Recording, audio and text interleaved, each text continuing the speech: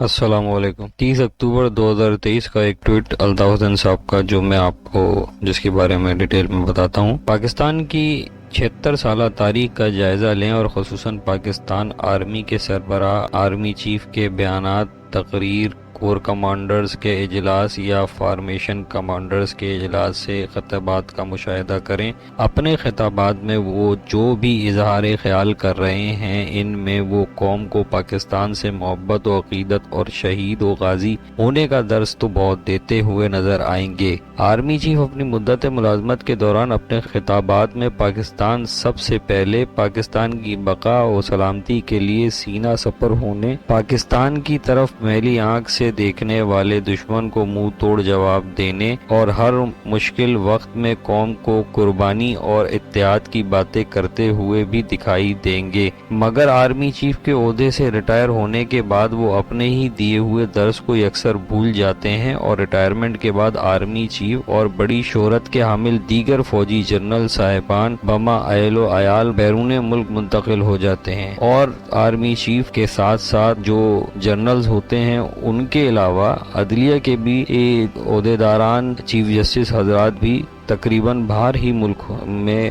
Shift ہو جاتے ہیں اور اپنی جائیدادیں بھی وہیں بناتے ہیں۔ یہ ہماری المیہ ہے کہ ملک کی بقا و سلامتی کے لیے بڑے بڑے دعوے کرنے والے ماں سوائے چند ایک کے کسی بھی آرمی چیف نے ریٹائرمنٹ کے بعد پاکستان میں رہنا گوارا نہ کیا۔ ریٹائرمنٹ کے بعد بیرون ملک منتقل ہونے والے آرمی چیف یا دیگر نامی گرامی جنرل صاحبان یا تو جزیرے خرید لیتے ہیں یا کسی بڑے کاروبار وغیرہ میں لگ جاتے ہیں، اور پھر اپنے خاندانی اور کاروباری مفادات کے حصول اور نجی زندگی میں اس طرح مصروف ہو جاتے ہیں کہ پھر انہیں کچھ خیال نہیں رہتا کہ ملک کن خطرات کا شکار اور کن مشکلات میں گھرا ہوا ہے۔ ممکن ہے وہ پاکستان کے کسی نیوز پیپر کو بھی غور سے نہ دیکھتے ہوں۔ غریب انسان کی پاکستان میں کیا حالت ہے اور پاکستان کس طرح دشمنوں کے نرغے میں گرا ہوا ہے، وہ شاید کبھی نہ سوچتے ہوں۔ وہ کبھی پلٹ کر پاکستان کی خبر تک نہیں لیتے کہ پاکستان اور اس کی عوام کو کن اندرونی اور بیرونی چیلنجوں کا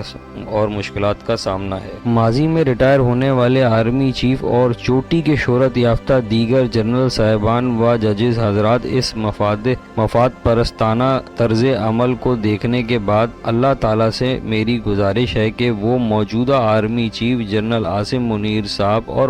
موجودہ چیف جسٹس و دیگر جنرل صاحبان کو ایسی ہدایت دے کہ وہ اپنے پرانے آرمی چیف اور ججز اور دیگر جنرل صاحبان کی روایت پر نہ چلیں۔ ریٹائر ہونے کے بعد بھی نہ صرف